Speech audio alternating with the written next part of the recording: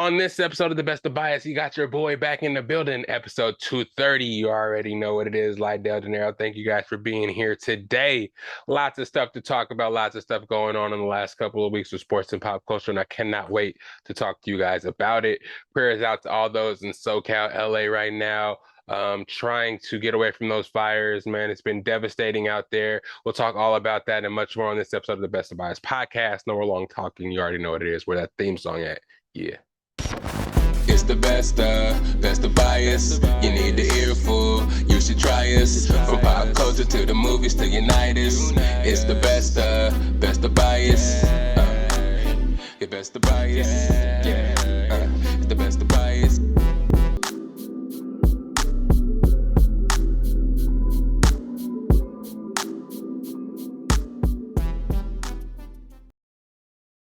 What's up? What's up, everybody? It's your boy Lydell Dinero in the building. It's your favorite podcast, the Best of Bias podcast, starring yours truly, Lydell Dinero. I'm gonna say my name until it gets ingrained in your head. It's your boy Lydell Dinero. Welcome back to all my weekly listeners and to all my family members, excuse me, and also all my new listeners. I like to say thank you for clicking on this podcast. You could have been anywhere in the world, but you chose to click play right here on the Best of Bias podcast, and I appreciate y'all for that. Here we talk about everything, a little bit of everything. It's a pop culture based podcast, but we talk about everything from each corner of the of the pop culture sphere. You know what I'm saying? Sports mainly, pop culture, movies, superheroes, not much politics. So if you're looking for politics, you came to the wrong podcast, but a little bit of everything else. If everybody out there is talking about it, if it's your bias, you're probably talking about it. So come right here, bring your bias to the table, and we're gonna discuss it.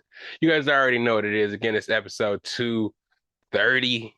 Man, we getting up there. Second episode of the new year. Can't wait to get in here and talk to you guys. There's a lot of shit going on right now, man.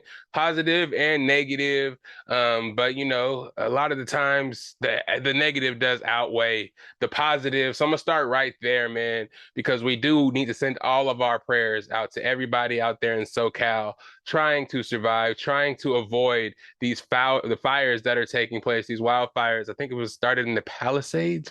Sorry if I'm getting the name where the fire started wrong, but started in SoCal and they're blazing everywhere in SoCal right now, everywhere, all the way in LA, almost spanning down to San Diego. Well, with the winds that were there, 50 to 80 mile per hour winds, they're brushing the fires all which ways. But it started off in a central part of SoCal and Los Angeles, and it kind of spread. It wasn't able to be contained, and spread to all different regions of LA. People had to evacuate. It got so bad. We saw social media houses burning down, people getting out of their cars on the freeway trying to walk to escape the flames because cars couldn't move fast enough. We've been seeing fires and natural disasters all year, last year in 2024. And this year, 2025, starting off with a terrible disaster out there in SoCal. We're praying for California. We're praying for Southern California and everybody affected by the fires. I saw a lot of people donating, trying to help people that were displaced, animals, pets that were displaced, food, anything, people giving back, trying to help people that have lost everything to these fires, man. It's just a crazy thing to think about, man. Just this nature itself, because fires you would think will be a lot more containable, especially when there's, LA is right by the water anyways. Um, it's just kind of crazy to think about fire. It's uncontainable. You know what I mean? You think you'll have it under wraps. You have all these precautions in place to try to stop a fire, but wildfires, you're not fucking with it, man. You saw that from all the depictions and all the scenery you saw from the fires and all the coverage you saw from the fires. You know what I'm saying? It got inland. You know what I'm saying? You thought it would be out there in the hills, maybe where all the rich people had their homes, and up in the hills, kind of away from population. No, that shit carried and raced fast inland and almost reached, the Hollywood Hills. And like people were evacuating places, having to reschedule sporting events for the fear of the wind picking up, embers and anything being traveled through the air just causes fire, spreads fires to other places, dry areas, the roofs of home. They may have brush on the top of their homes. Those things catch. It was very post-apocalyptic, very negative and unmotivating way to start the year when we were getting ready to start 2025, wishing for just a better year than the last. And to start off this way is kind of crazy. Again, prayers out to everybody out there trying to make a way and trying to recover from what has gone on and still fighting. I'm not sure if the fires have been completely contained yet, but I know it's a nonstop process. And even if the fires have been contained and the process has just begun as far as getting everything back together, as far as getting people's lives back together, finding homes in LA, just building back to being LA. You know what I'm saying? We're used to it being the city of lights, the city with all the money. But when tragedy strikes, we see who is really there and who is really there for the city to for real, and not just what the city can give to you, if you know what I mean. You know what I'm saying? It's crazy to see people looting people's residences that were burned down after they had to evacuate. Is terrible. You know what I mean? But then again, if people were in the city and have nowhere to go and all their shit is gone too, I mean, looting is going to happen. They need to survive, but people just taking advantage of the people's situation is kind of fucked up. And people just looting to try to survive isn't right either. But shit's going to happen when people lose everything. It's just fucking, again, post-apocalyptic survival of the fittest and some bullshit that I never thought I'd see, especially in the beginning of 2025 when we were just, especially, January, the month of hope, where we're trying to walk into something or work towards something positive, and something so negative to start it off is just so discouraging. But again, prayers out to everybody out there in LA. I know Damo, you know what I'm saying, very family, our family out here on the pod, you know what I'm saying? The homie is always on here talking to y'all, part of the Best of Bias families out there and his families out there. So, just prayers out. Hopefully, where he's at, everything is pretty contained. The firefighters were able to keep it from reaching his area. So he's safe, but, was ready to evacuate at moment's notice because the freeways were being shut down. It was just a crazy scene. And we didn't really know what was going to come from it. And yeah, I'm just happy to hear that the casualties weren't very high. I know a lot of shit was lost, and there's people putting up all these conspiracy theories of what really caused it and all that bullshit. I don't think that really matters right now. I think helping people get back to some semblance of normalcy. I know nothing's going to be normal having to start over, but not as long as people were able to escape with their lives and they still have their families intact, monetary things could be purchased again, built again. But it does bring up a bigger question to where all this government money is going. I know you get taxed so much money in California. For them to have or not have precautions in place to stop something from like this from happening is kind of crazy, man. And that does need to be brought into question. We are always questioning where our money goes when we're getting taxed this stuff. Here I go talking politics when I really don't want to, but it comes into it, man. If we're gonna be taking all this tax money out of our paychecks, we pay money on taxes for everything we buy. You know what I'm saying? Whether or not it goes directly to the state or whatever, I think it does, man. But you guys should be paying for precautions to be able to stop a fire from spreading. You should, I don't know. It just brings up puts my conspiracy cone on and makes me think they do got weather machines out there and they starting fires, man. Because how come these fires just start automatically when there was warnings of 50 to 80-mile-per-hour winds? How come it couldn't be a cold day that it was just windy, but a fire had to start? The worst thing that could possibly happen to 50 to 80 miles per hour winds. Did somebody start the fires? You know what I'm saying? I don't know. I don't know. But then again, I don't want somebody to go because somebody did get arrested for trying to start a fire in LA. Now it seems like they're looking for a fall guy to take blame for the negligence that the state had for not having better precautions in place for like brush fires and just fighting fires in general. Again, let me shout out the firefighters out there. And again, there's inmates out there that were going out there helping the firefight and put out the fires. All the first responders, shouts out to them too, and prayers to their families as well. Hopefully they're able to make it home safe. Again, shouts out to all the pets, you know what I'm saying? And shouts out to all the people out there, man. The Best of Bias would like to help as much as they can. Now, I want to try to get some stuff out there to donate as well, the best way I can. I am out here in the Bay Area. I don't really know how it works, but I'm sure I can find something. Whatever it is, man, because that is fucked up because that could happen anywhere. You know what I'm saying? We're starting to see it little by little. Natural disasters that these cities aren't prepared for just happen when they don't think that would ever happen. Tornadoes, fucking hurricanes, fucking fires. Like we have to have things put in place and be prepared for the worst, even in places we didn't think it would ever be able to happen, just because we don't want shit like this to happen. California, we live in California because the weather is always great. You know what I'm saying? It's always sunny.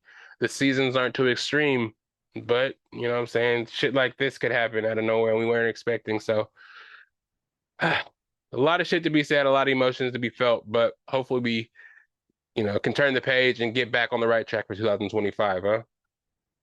But forgot to ask about you guys' mental health. Besides all that going down in LA, hopefully we're able to have positive mental health the rest of the week. Try to get back on the right track. Reach out, talk to somebody, get your feelings off your chest this week. Positive, negative, just reach out to somebody because again, you never know who's going through something. And it's always good to get your feelings off your chest, to unload all those feelings and just be free of all those stressors and all that negative energy.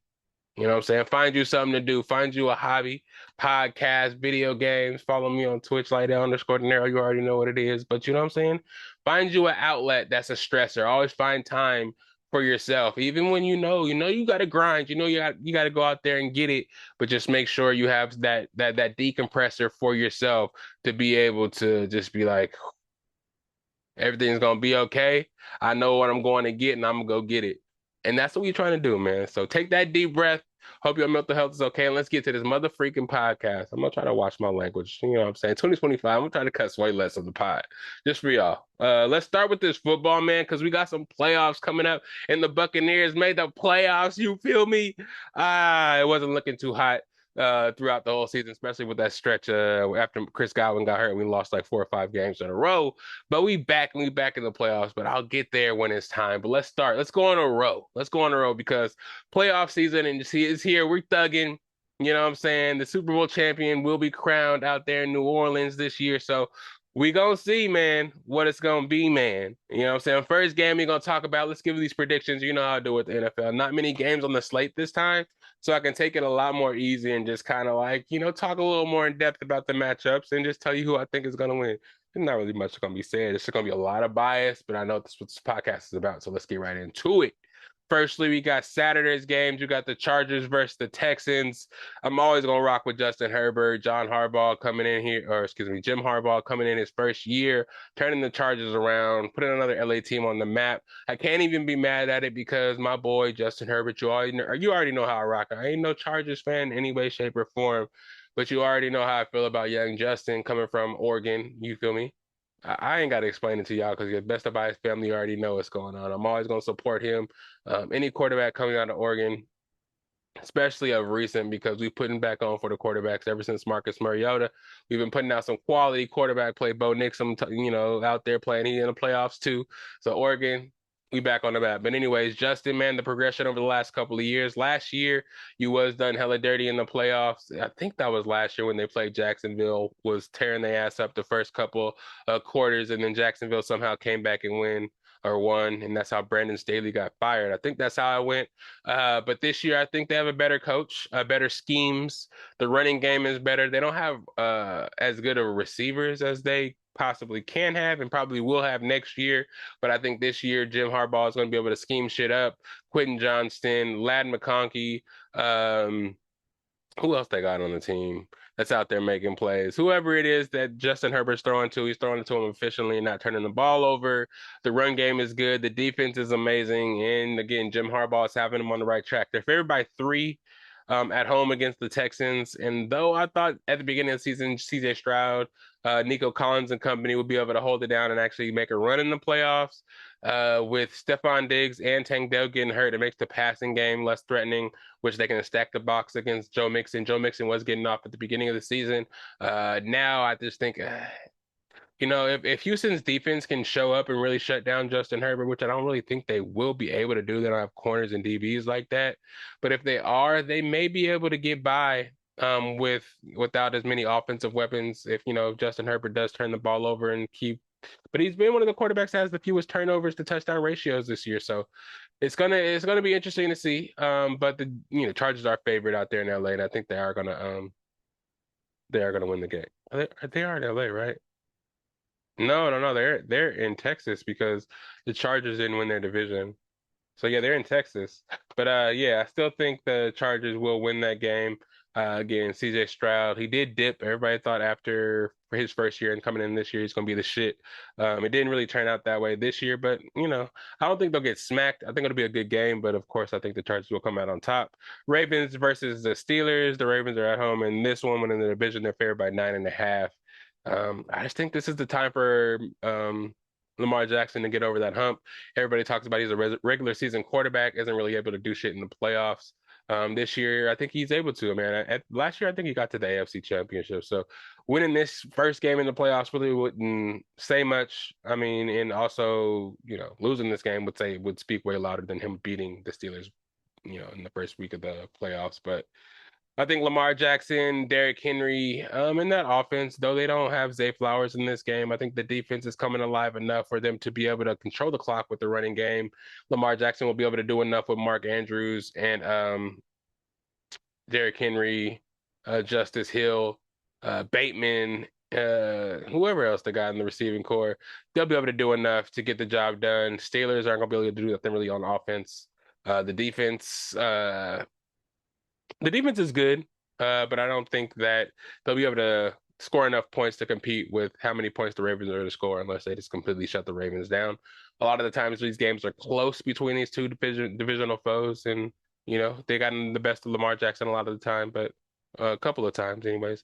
But I think Lamar Jackson will come out on top. I don't know about 9.5, but I think the Ravens will win. Moving into Sunday, we have the Bills versus the Broncos. Bo Nix going to my bad.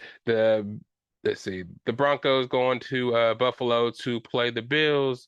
Bo Nix has been playing good this year for a rookie, doing his thing, but I do not think they'll be able to beat the Bills. Again, Josh Allen is on the same kind of mission as Lamar Jackson, trying to prove that he is the number one quarterback, even though everybody knows kind of Patrick Mahomes is the most decorated quarterback. But skill-wise, Josh Allen and Lamar Jackson are just on a different tier athletically, and they're trying to prove that they're the number one contender, trying to take the crown away from Patrick Mahomes. So I think this game is really important for the Bills to win. And yeah, the Broncos, yeah, they don't have enough weapons to compete. The defense should step up for the Bills to beat the Broncos, and the Broncos should, I don't know about covering again, there's a lot of points, but I think the Bills will win at home.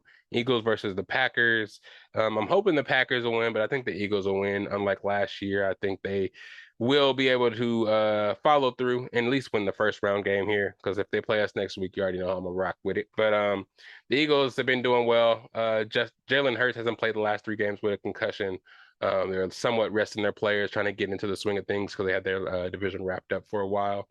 But we'll see what happens. There's gonna be a lot of pressure on their back just to how well they played all season.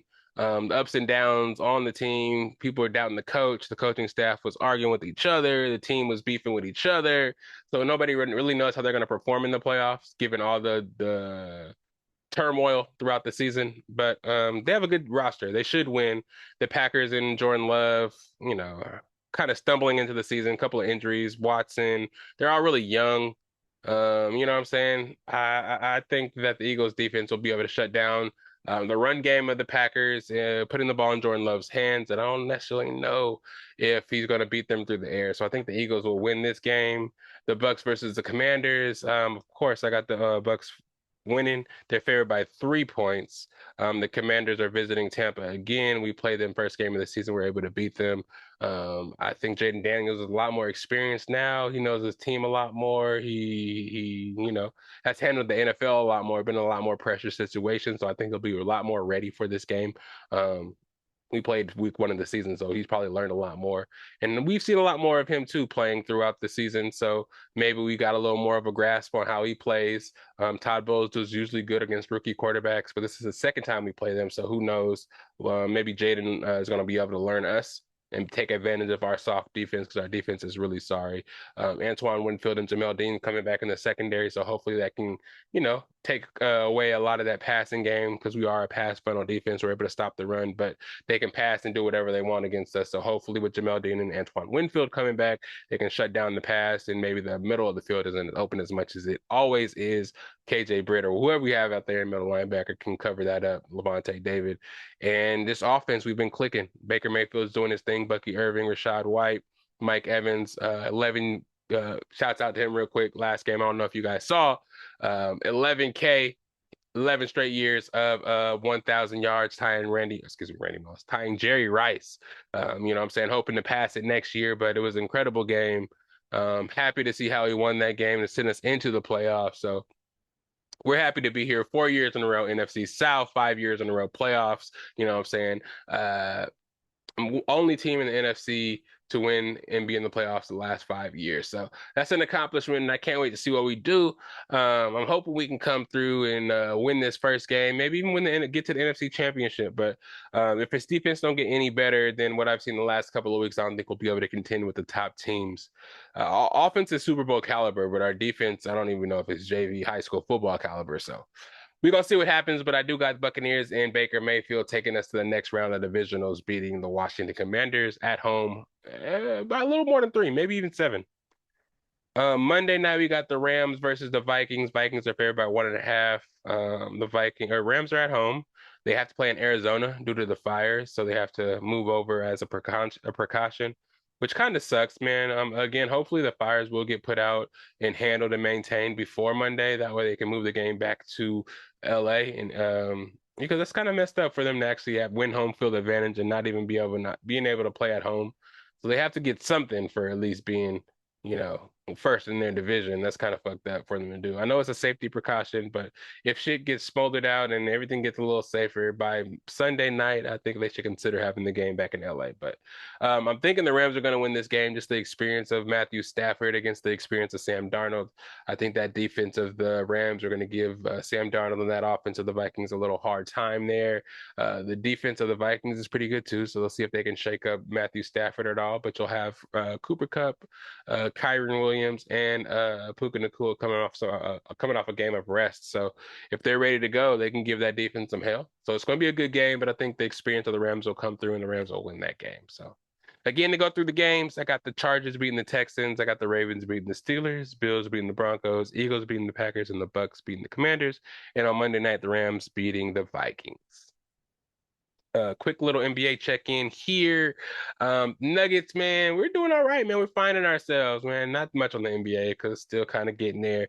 Teams are kind of finding out and kind of like feeling themselves a little bit. We're getting close to the trade deadline and All-Star break. But the Nuggets, man, you see what I'm rocking right now. I had to touch in. The Nuggets are kind of finding themselves. Started off really slowly. Didn't really think our second unit, our backups can really hold the water of our starters. After our starters come out, the point differential is crazy when Jokic is on and off the court. So we're trying to find our way with him off the floor, whether it be him not playing some games or getting guys off the bench to play bigger roles, giving them more minutes a night when we can, because playing Jokic 40 minutes to beat teams that we should just be blowing out of the water is not conducive to our playoffs. We saw what happened last year. They got tired in the playoffs against the fucking Minnesota Timberwolves, just draining our team throughout the season, 40 minutes a game, not really much rest, and we thought we can just use our talent to breeze us through the playoffs, and it didn't work out. So the emergence of Julian Strawther, Christian Brown, Peyton Watson, Jalen Pickett, who else? DeAndre Jordan giving us backup minutes to Jokic.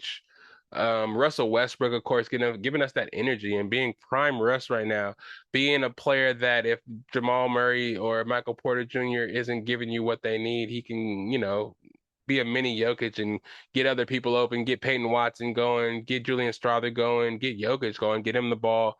He may turn the ball over, but he's going to bring energy. He's going to bring tenacity. He's not going to let anybody punk us like we used to get punked back in the days. We're trying to grow that toughness in the last couple of years. That toughness has grown. And with Russell Westbrook on the team, you know, that toughness and that aggressiveness is going to be there no matter what game it is or who we're playing, what the score is. So I'm loving it. We're playing last 3 games, we played teams that we should beat without Jokic. Jokic just had the stomach flu. I think we played the Clippers, we played Boston, actually, that game we should not have won without him. We had no chance to win. So we're just going out there and getting our backup some minutes. But against the Clippers, you know what I'm saying? They had no Kawhi. So it should be a little bit even there. They had James Harden, but Jamal Murray should be able to match up with James Harden. We got Russell Westbrook, and we have Michael Porter Jr., another max player. So he should be able to do a little something. We beat them, smacked them actually with the fires going on. You know, their mind probably wasn't on the game anyways.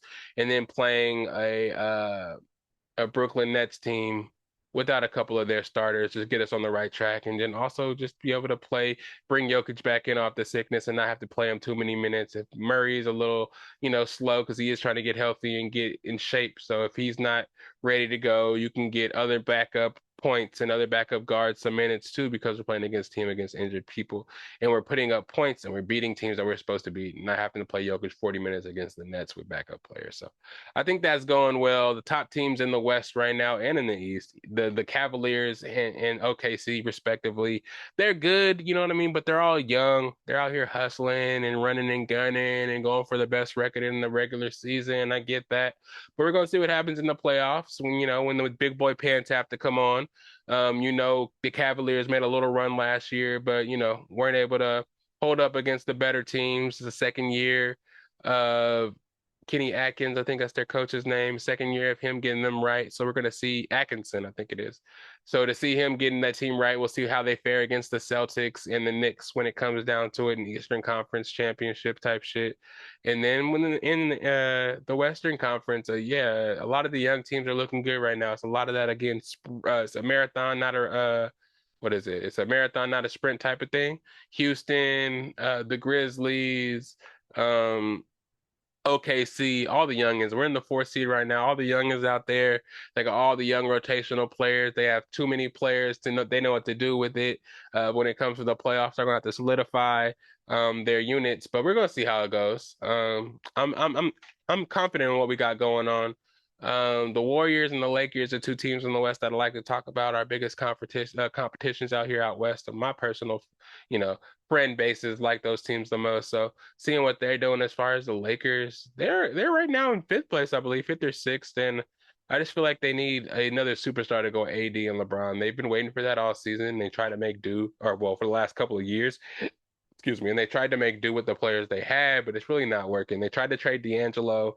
They kind of like scapegoated him a lot when it came down to close games and decision making and try to close out close games. But I feel like the right pieces aren't on the squad right now. I think they should package some of those pieces they do have that they thought could be starting pieces around LeBron and AD and trade them for another star or a second level star to make them a little more top heavy. If you want to have players that can do a little something, keep Dalton Connect on the bench, keep Austin Reeves. He might be the biggest trade piece, him and Rui Hachimura. But, if you want to make something happen, you're going to have to make it happen that way because it's not working how it is. And I think it's going to kind of stay the same in that aspect unless you do go out there and get a Jimmy Butler or a Bradley Beal, because the young players ain't gonna do it. And LeBron's not getting any younger. You can't be putting up that many minutes trying to get you guys good seating. It has to, it's gonna have to come naturally, and I'm hoping that they can figure it out. And the Warriors too, man.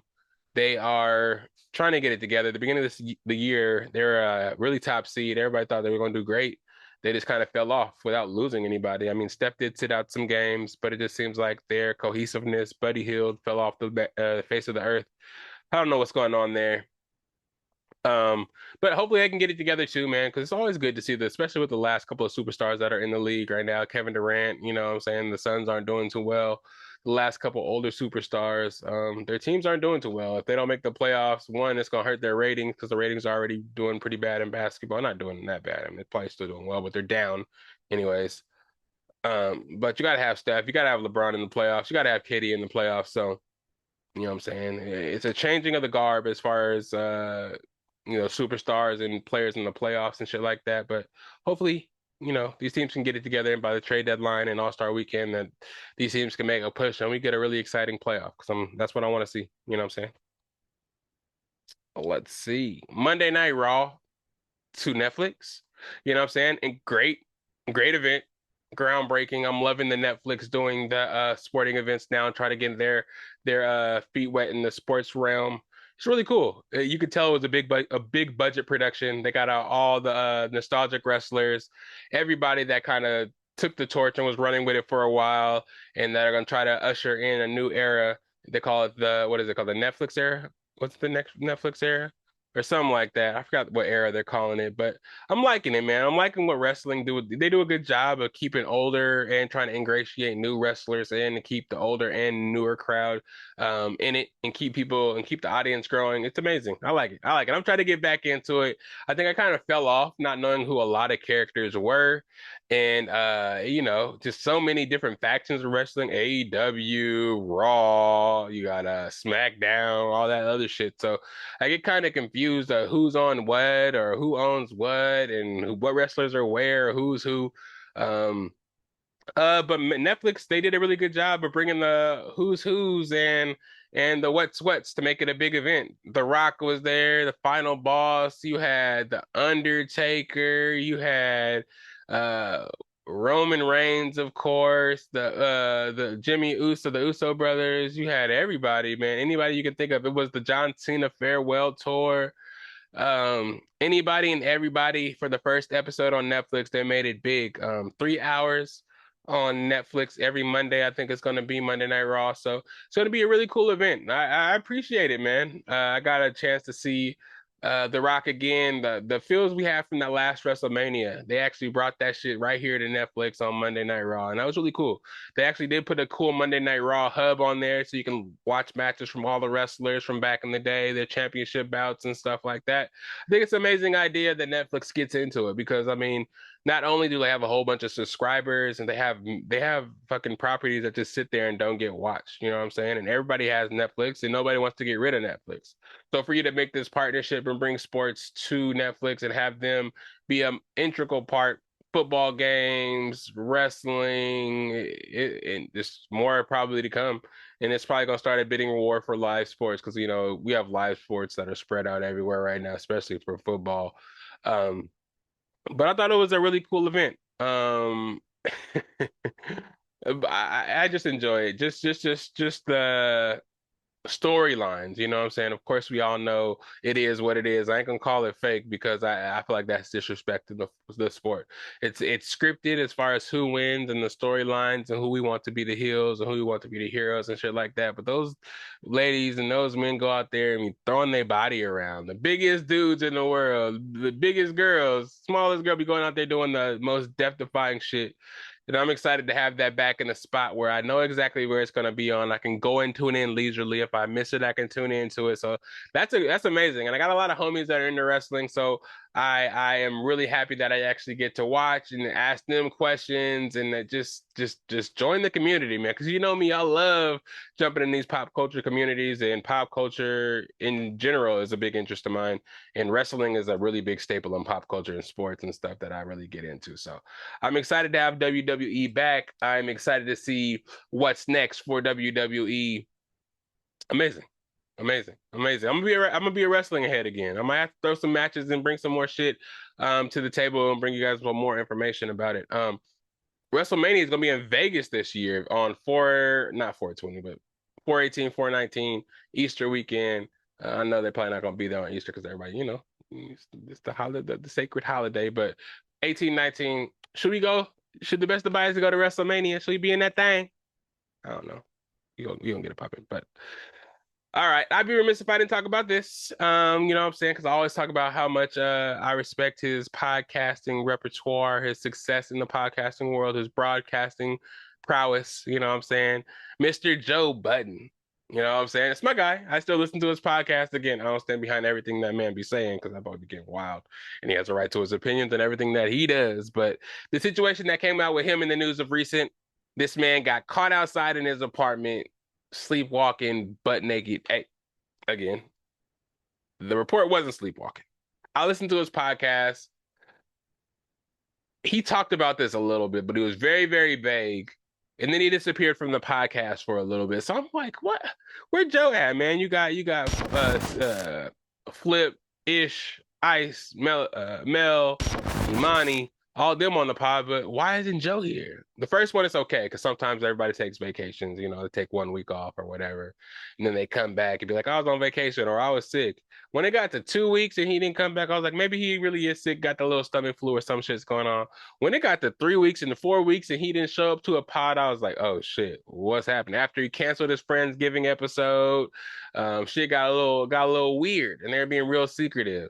Well, it came out in the news or on social media that he was cited for lewdness and what was it?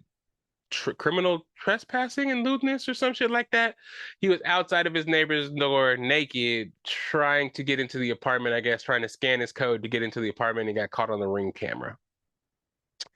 Really, really interesting because, again, on the podcast, he was talking about these episodes of sleepwalking that he had. He was like, man, I sleptwalked somewhere I shouldn't have sleptwalked, and I'll leave it at that. And being real vague about it. I'm like, huh? You sleptwalk somewhere you shouldn't have sleptwalked. And I know sleepwalking, I mean, I don't really know. I haven't really had somebody in my life that was like a super sleepwalker like that. But I've seen Step Brothers. And I saw the crazy shit those dudes was doing in Step Brothers, never wake nobody up out of a sleep or a sleepwalking incident. They can get a little crazy. I don't know what happened with Joe, because I think that's kind of where the report left off. They said the people of the home were scared that he was trying to get in there and do something to them. So it kind of got out there that he was doing some crazy shit. Just recently, he came back to the pod after 4 weeks of not being there. He's saying that he has a neighbor and his wife that they're going through it with. They're racist. They don't like him. They've been beefing for a while.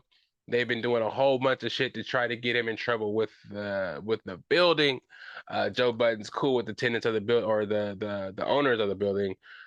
He rents out a condo in the building. He likes it so much, I guess he bought a couple of units in the area in the same building. And I guess the people that live there, the residents, aren't really so happy about him actually moving in opposed to and owning places opposed to him just renting. So this couple has been causing trouble for him forever. And at this instance, this is his words. I don't know. I'm putting all the pieces together. I don't really know if I necessarily 100% believe it, but it's been to court and it got dropped. So I'm telling you what I know. So again, he's been having these struggles with sleepwalking to where there was an incident where he was at his homie's or at a hotel with his homie. They had 2 bedrooms in the hotel room.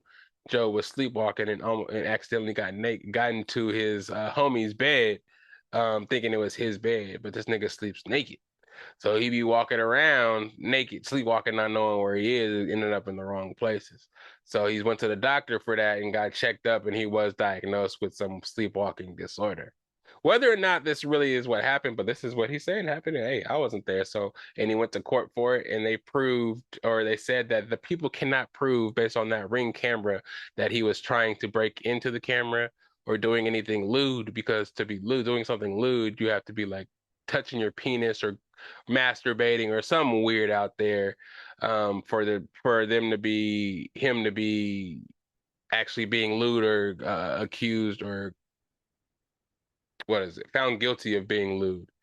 Um, but the neighbor was saying that his wife, his husband was in there with his daughter, and he thought Joe was trying to come in there and R word them. Um, which is a interesting allegation. I mean, if somebody was on your Ring camera naked in the middle of the night and you not know who it is, especially if it was a guy that you're beefing with for a long time, I'd call the police too, or assume the worst. But for them to go as far as taking it to court and trying to, I don't know exactly what they were trying to get out of him, money, get him kicked out or go to jail. I don't know. But based on that month he was off, he was able to go to court, and the judge was let him know that he needs to get checked out for his sleepwalking. He wasn't being lewd or trying to trespass because the video was like 10 seconds long. I guess after not being able to scan his code into the door that he was trying to get into, he went back to his apartment.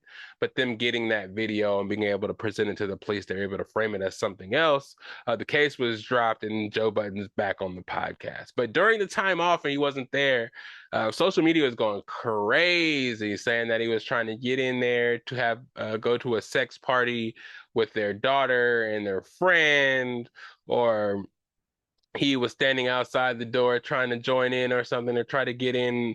It was a lot of stories going on and people fabricating a lot of stuff. And me personally, I'm happy it didn't end up being what everybody else said it was because I've plenty of times came on here and talked about how I looked up to Joe and a lot of the shit that he's doing, as far as pop culture goes, or excuse me, podcasting goes, and the way he is podcasting, the way he gets it out of the mud and kind of like not using these big podcast networks or platforms to make the money he is making and getting the ratings he is getting on this pod.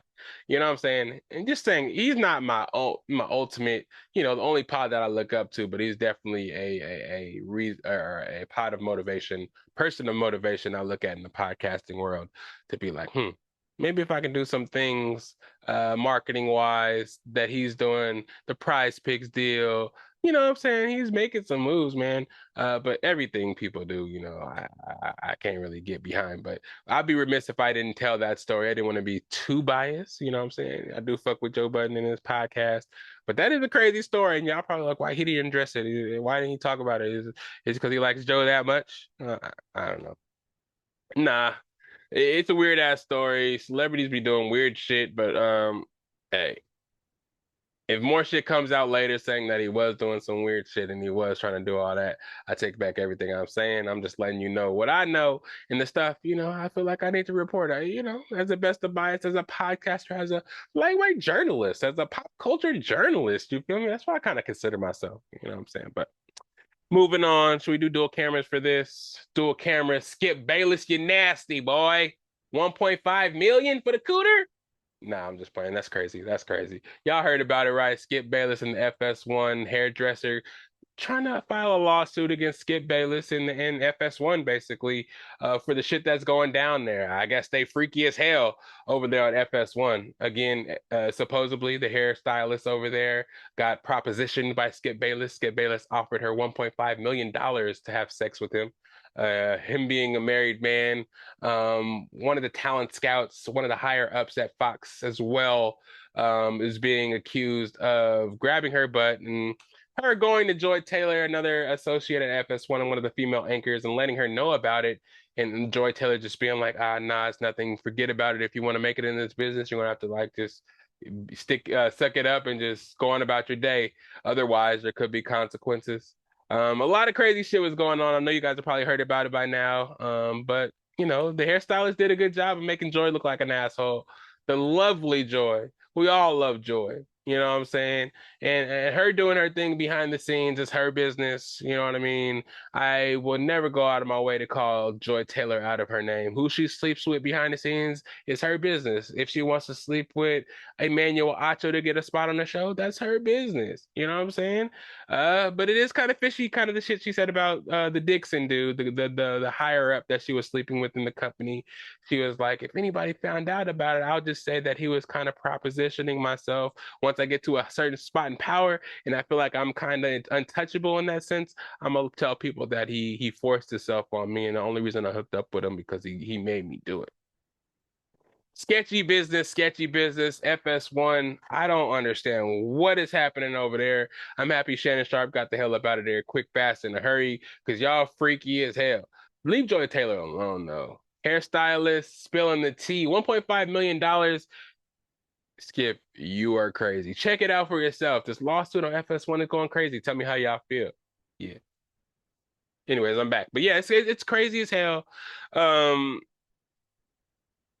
Heads are gonna roll. I just feel like now people are gonna just gonna be snitching on each other. People have been fired from FS1, the Jason Whitlocks of the world, people of that nature who just cannot wait to spill the beans and let everybody, excuse me, know what was going on behind the scenes at FS1. They're saying that Skip Bayless and Shannon Sharp would always compete to see who's the most macho, who can get the most girls to like them. They say Skip Bayless would get jealous. That's why he would always be on the show hella frustrated with Shannon because all the girls like Shannon. He would walk around in his dressing room downstairs in his tight little boxers, all buff and stuff, and the ladies would all go down there and see him, and it would make Skip jealous. And they say it was just like a big frat kind of situation over there at FS1. We knew FS1, Skip got hella powerful and hella famous, hella rich. We heard about his contract negotiations. Him and Colin, man, just kind of became the faces of FS1 after a while. After a lot of people moved on, a lot of programming switched. Skip Bayless was pretty much in the forefront and can do no wrong. So I can see this kind of thing happening behind the scenes. I mean, it's been coming out and happening in a lot of different industries, so why would this be any different? But to be a 42-page documentation of shit that was going on behind the scenes kind of makes me wonder maybe this lady was telling the truth. $1.5 million for sex is kind of crazy. I'm not gonna lie. I don't know if that would be an amount that anybody would offer for sex. Maybe he was just talking shit, just being like, I'm big Skip Bayless. I got 1.5 for you just to have a good time. You know what I'm saying? But there's very intricate details of the hairstylist. I'm sorry, I should have her name. That's very like what kind of I say I'm a journalist, but I ain't even got this lady's name. But you guys probably know it by now. If you're not, Ariel can just put it down here or something. I don't know, AK, help me out. But either way, more stories, and more information about this will come out. It's just kind of crazy because after it came out, everybody involved is still on the TV show. Well, Skip Bayless, his show got dropped a long time ago. I don't know, maybe he knew about this coming down the turnpike, and he tried to get ahead of it and get out of FS1, before it got too bad, or I don't know, but it just seems like a bunch of freaky shit was going on. The hairdresser said Joy Taylor was a really good friend before Joy Taylor became Joy Taylor now. So, seeing how Joy Taylor, got her way to where she is, supposedly sleeping with everybody, the hairstylist has got propositioned, and Joy Taylor was like, "Hey." Sometimes you gotta do a little something to get a little something, but once you get a little something, you have a little something, and you can use a little something to stay a little something. And she didn't understand the assignment. And then once, well, not saying that she should do that. I'm just saying that's what Joy Taylor tried to tell her.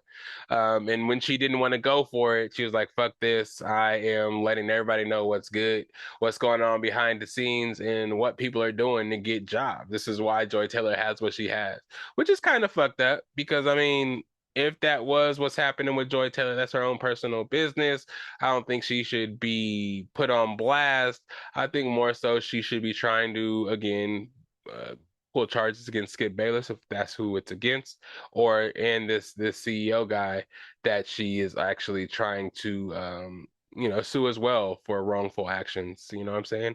I don't know if Joy Taylor needs to be brought down at the same time, unless she really did something wrong and was, encouraging these guys' predatory actions and put this lady in a really weird position. But if they were good friends in that situation where she got her butt grabbed and Joe was like, hey, like, yeah, I don't know. I don't know. It's a very tricky situation because we want all allegations to be taken seriously. But at the same time, I don't think you should really be trying to pull another woman down to try to get that accomplished.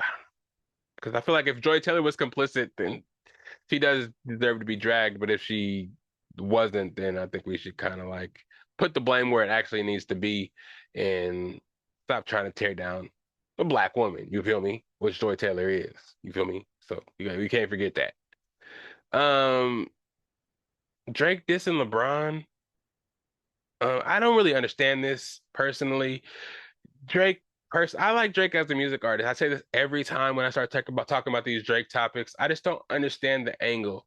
I get it. This is a rich man who feels like he's above it all and doesn't really need any friends to be successful in the industry.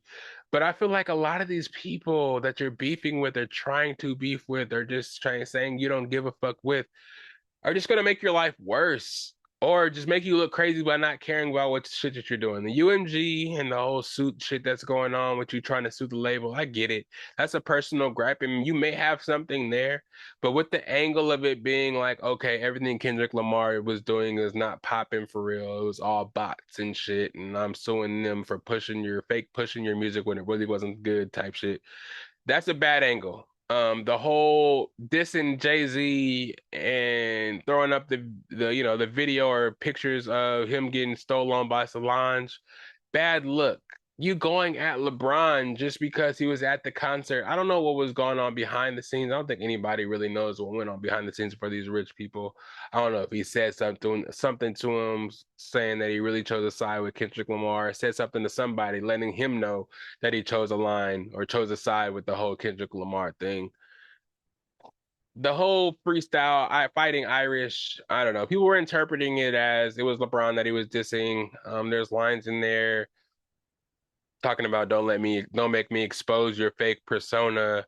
Like I don't like none of that. I don't like none of that, bro. Like, okay, Kendrick Lamar beat you in a rap battle. Move on, bro. You don't have to go on this I'm so miserable tour. Everybody who turned their back on me, turned their back on me for the wrong reason.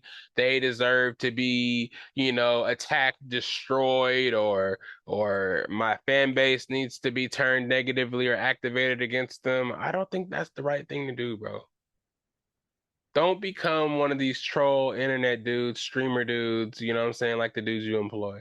Shout out to them. They're trying to get their bread and they really fucks with you, but it's from the outside looking in, sometimes it's a bad look. You know what I'm saying? I don't know. Again, you don't care, especially the best of bias. You don't give a fuck about my opinion, but just from the outside looking in, I really want the best for his mental health, man. I don't want anything to him to spiral out of control and make the worst decisions in the world. Because again, these people are powerful. He's powerful too.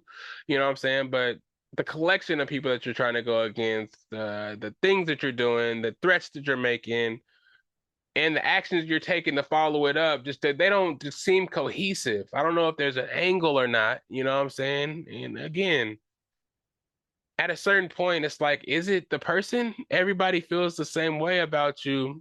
Maybe habits need to be changed. Inward looking needs to happen. You know what I'm saying? If Wayne stops fucking with you, you know what I'm saying? Wayne is the guy that brought you in. You have Wayne, LeBron tatted on you. If you're beefing with these dudes, bro, like I just don't understand it. I think you just need to sit in the room. I know you probably can't mend the bridges with Kendrick Lamar in any kind of way, but the uppers, the friends, your guidance, the people that were your friends coming up that helped you get to where you are now, that sat behind you, co-signed for you. You may not see eye to eye with them, but I think you just need to sit down with them and see what's good, and maybe they can help you out. Beefing with Pharrell, like all these like from the outside looking in, these people could be, assholes. Who knows what they've done to Drake. But from the outside looking in, all these people are favorites. And when you just kind of go at them for no reason, with no apparent reason, I know it's not your business to let us know what's going on or what they did to you in your personal life. But bro, we're just like, why are you dissing these people? Why are these people do not like you? Everybody likes these people that don't like you, but you want us to take your side and believing that they did something wrong. It's just nuts. And it just keeps getting deeper and deeper and deeper and deeper. And then it's kind of almost impossible to like both. You know what I'm saying? The lines have been drawn, and it's just kind of crazy. Now he's painting his nails, and wearing pigtails, and calling Aiden Ross a baddie. Like, I don't like it. I don't like it, and I don't like how the media can really, mold an opinion for somebody and put them up so high and just tear them off the pedestal so fast. I don't like that either. We'll talk about that another time, but sometimes you just kind of have to live with it, the ups and the downs of social media and popularity and fame in general. Man, it's just a sucky navigation sometimes, but I wish the best for him. Don't the LeBron thing is not going to work. And please, please, even if you do know something about LeBron, some shit happened behind closed doors that you guys have a secret or some shit that he trusted you enough to let you in on or let you know about. Do not go and ruin this man's career by just trying to drop some shit off of some broken emotions, bro. Because LeBron has had a flawless career off the court until now. So if you're trying to just get mad at some shit, you know what I'm saying? Talk shit about the Lakers. Don't try to tarnish this man's personal life because you lost a rap battle. That's all I'm saying, man. Leave LeBron alone. He already did a video of him rapping the lyrics and didn't really drop it. So he didn't really want to drop that shit anyways, for real. So just think about it for a second. Drop that Party Next Door shit. That's the shit we waiting for. That's the shit I'm waiting for. Let's get that shit rocking, get some music out, and stop the games because everything is looking crazy right now. There's fires everywhere. We don't need no more nonsense. You know what I'm saying? Let us focus on that. Let's get into some cinema corner and then we can get you guys out of here. Jerry Springer documentary on Netflix. Go watch that now. Jerry Springer, oh man, staple of my childhood growing up. Seeing Jerry Springer on TV was one thing I can expect every day. First and foremost, when cable started being prominent, you can always know one thing was gonna be on TV, and that was Jerry Springer, either hella late or hella early. You know, you're gonna see a rerun of somebody fighting over some weird shit. I had sex with my husband's sister type shit or some weird shit, and somebody was gonna get hit with a chair, somebody was gonna punch, somebody's gonna. But it was really intriguing because, of course, in the '90s and early 2000s, there was a really big uptick in the daytime talk shows. You had your Ricky Lakes, Oprah's, of course. You can go on and on with all kind of talk show hosts, but this Jerry Springer one, it just kind of like it just kind of took a whole new spin on these talk shows, and it was incredible, man. Especially finding out that Jerry Springer, before he became the host of the TV show, he was a politician, had no aspirations in being a talk show host at all. He wanted to be a clean-cut politician. But that crazy ass, what's his name, producer Richard from the documentary. I know. I should be writing more names down and getting specifics down for y'all, but I'm thinking y'all following with me. And if you guys don't know already, I'm giving you guys the sauce so you go back and watch it and put the pieces together. But yeah, this dude named Richard, you know what I'm saying? This showrunner, he saw Jerry, he saw what Jerry had in him, and he thought of the show. First, it started off as Jerry bringing out like strippers and topless ladies, and them doing crazy shit for shock value just to get the late night watchers to come and watch the show. And then it got so crazy that they offered him like a daytime viewing of the show so people can see it during the daytime. And they would do the most crazy shit to get a draw. You know what I'm saying? Bring Ku Klux Klan members on stage to confront a whole audience full of minorities, have minority other racial groups come and confront the Ku Klux Klan members on stage and have them really fighting. Me personally, I thought it was always fake that nobody really came in there really fighting because you see hair pulls, you'll see grabbing, you'll see like fake ass punches, but you kind of feel like they would pull the punches and nobody would really get hit. But they're saying behind the scenes, people was really getting hurt, punches were really getting thrown, and they were really fighting out there. They were encouraged to fight. People would get invited to the show, bringing stories to the show and coached up by executive producers behind the stage and get them really ramped up to hate each other. Just so when they went out there, the first thing they said to each other, right when they saw each other, they would scrap. And that's what the audience would see. The audience would love it. They would say jokes. If you guys remember Jerry Springer, they would go to the audience members, and the audience member would dog the cast member. And the cast member would be like, fuck you, I don't give a fuck. And then they would just start fighting. Tops would come off. It was just the most crazy thing on TV, and I think that's what everybody loved about Jerry Springer. Steve Willikos, we always loved Big Steve coming out and separating everybody. But it was crazy because you did hear cases of people that weren't from the Bermuda Triangle that they called it. It was like Ohio, Mississippi, little areas like that. They would get most of their cast members from and have them come out here. I'm in love with a horse, or this weird ass shit. People from weird ass parts of the country down south to come out and just tell their weird ass stories on Jerry Springer and fight each other. Hillbilly ass people just fight each other. But there was one case where they got a couple from Boston. This lady was seeing this guy, and this guy was cheating on this lady.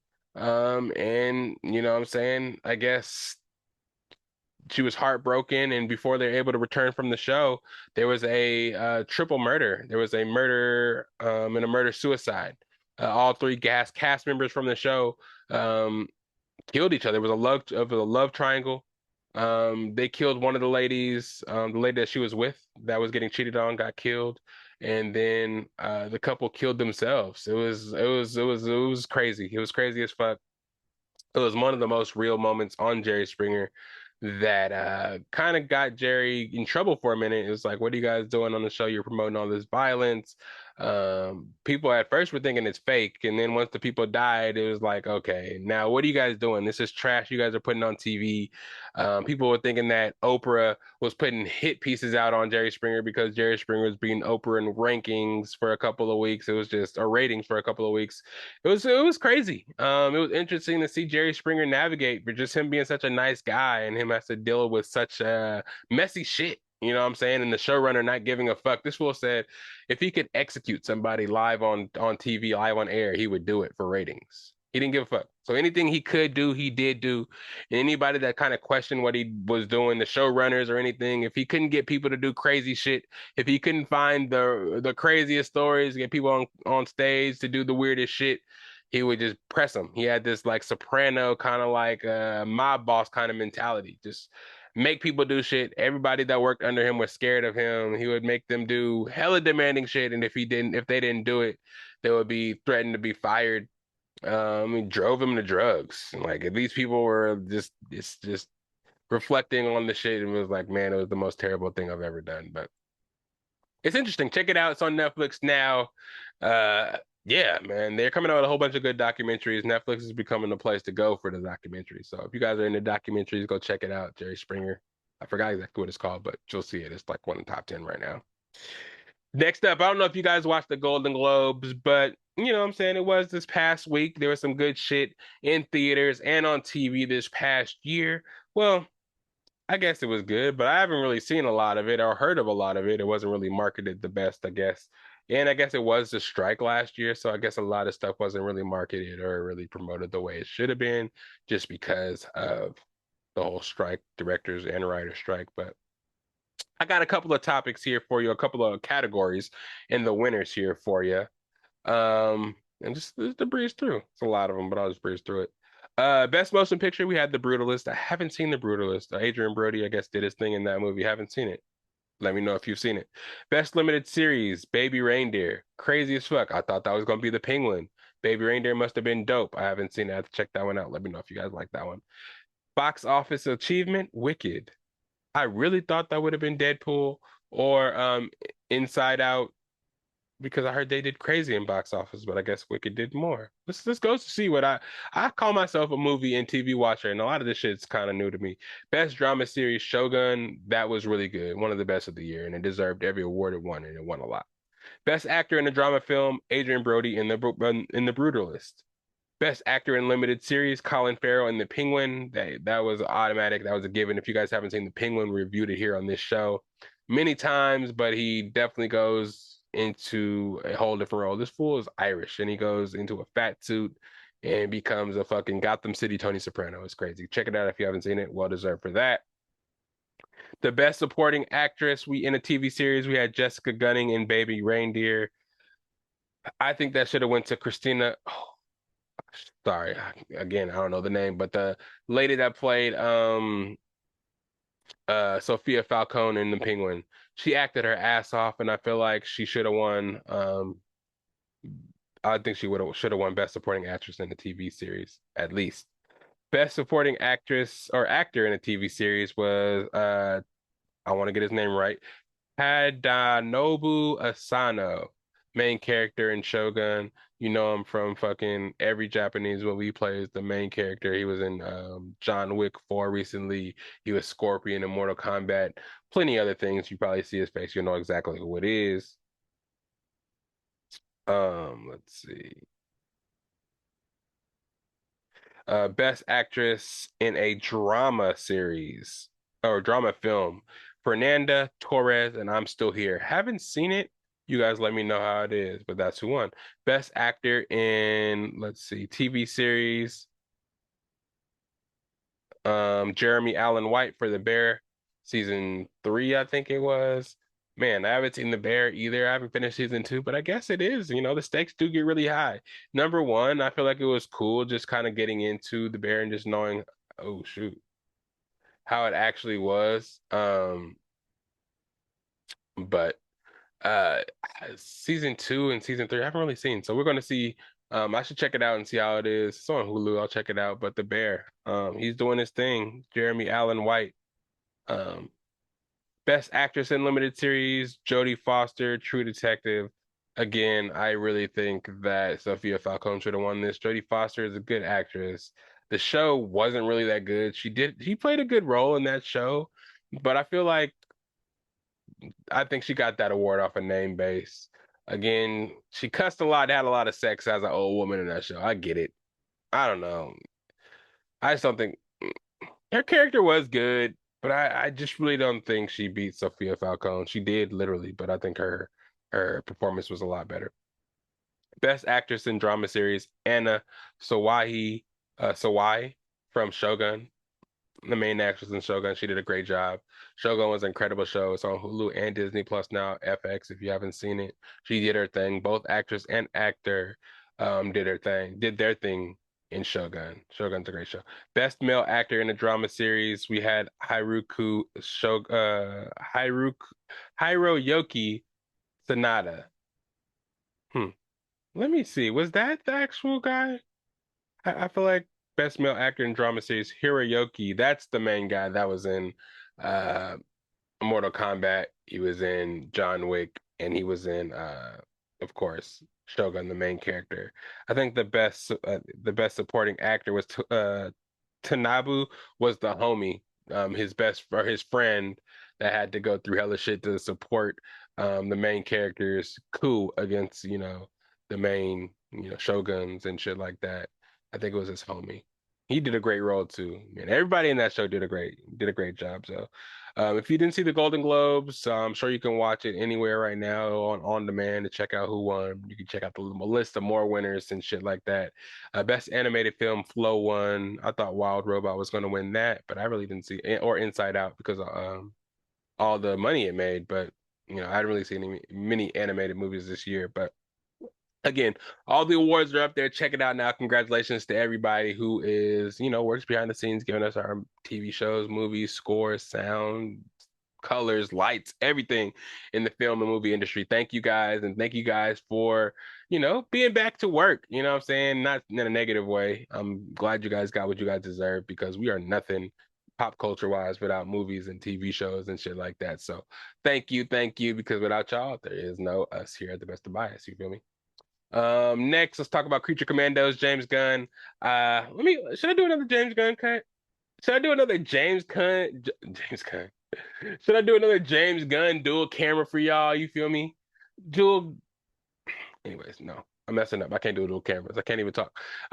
Creature Commando season 1, HBO Max. Go watch it now, man. Some crazy shit. And James Gunn, I talked about him last time on last episode. Did a little clip talking about James Gunn picking Jason Momoa as Lobo, him making the right choices for that Superman. For the trailer, it looks good for the shit that he's doing in there too.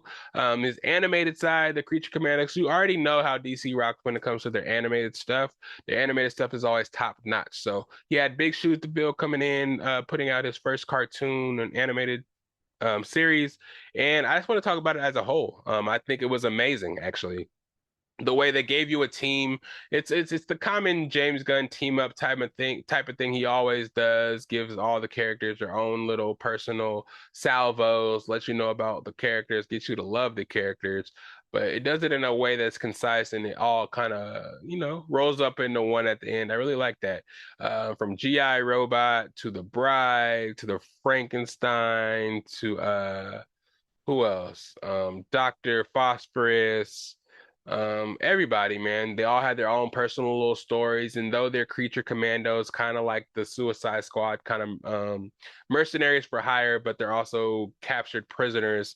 It was cool, and just the whole conflict that they had going to firstly protect that princess, and then thinking that she was going to fucking take over the world and kill everybody, and then realizing that they made a mistake by doing what they were doing, while giving intros to all the characters in the Creature Commandos and their motivations and their dramatic backstories to what got them put in jail and working for Amanda Waller in the first place. It was dope. It was dope. And for Rick Flag, the dad of the Rick Flag from the Suicide Squad, being the leader of the Creature Commandos is epic as fuck too. It could be canon, and the way the season ended, with them being in major conflict from getting tricked into almost killing the princess, but then at the same, well, actually, she did kill the princess because they had actually hit us with a double triple fake. I forgot. At first, we thought she was going to destroy the world. Um, Actually, we were protecting her at first. We were protecting her at first, and then they go out there and they hear that she is actually a motherfucker that is trying to take over the world, just trying to have the guys as an innocent, and she's really trying to take over the world. And then they try to hit you with the double fake, saying that Clayface tricked you guys into trying to kill her, but nah, really she is dangerous and was trying to take over the world. It was a lot. It was really convoluted, but it was a really good way that James Gunn and company did. You should check it out again if you guys like animated stuff. It's a little more gruesome of a cartoon. It's definitely a mature cartoon. It has sex and some murderous shit going on. It gives you a backstory to some characters from the Suicide Squad as well. And at the end with Man Shark and a whole bunch of other characters coming in, GI Robot getting rebuilt at the end. It just leaves more to be desired for season two. It was a really concise, like I think it was about 8 or 9 episodes, real quick, 20-minute episodes, nothing too long. It was really good, really good. And all the sound scores are gonna be amazing with James Gunn. So yeah, check it out on HBO Max now. A little taster to see what James Gunn and a lot of the shit, feel for a lot of the shit that he's gonna put out in 2025. Because we have Peacemaker season 2 coming out. We definitely have Superman, of course, that's coming out. Just little by little, James Gunn is going to put out start dropping the DCU, and this is a really good start. I'm really happy about it. And again, I'm behind everything he's doing, man. You got me. I'm hooked. I'm still an MCU guy, but DCU, yeah, we getting a little closer to like I want to say 70-30, maybe even a 60-40. You know what I'm saying? James Gunn, bruh, I'm fucking with you. I'm fucking with you. And then lastly, Landman. I'm just really conflicted about Landman. It's still interesting to me. The whole oil industry is interesting to me. The whole Jerry Jones cameo is interesting because he was out there acting and he was really in the oil industry. So I don't know if he was acting or just actually out there talking. You know what I'm saying? But his cameo was cool. I'm just not, I can't really get over this whole situation with the son messing with the widow and the worker's wife that just died. You're like, come on, bro. I just don't get it. I don't know. I would never see myself in that situation. You know what I'm saying? You were on a site with a nigga that just died, and you somehow ended up in bed with his wife and newborn kid. Well, you're not in bed with the kid, but just having sex with his girl and raising his newborn kid. That's not moral. You're gonna be haunted forever.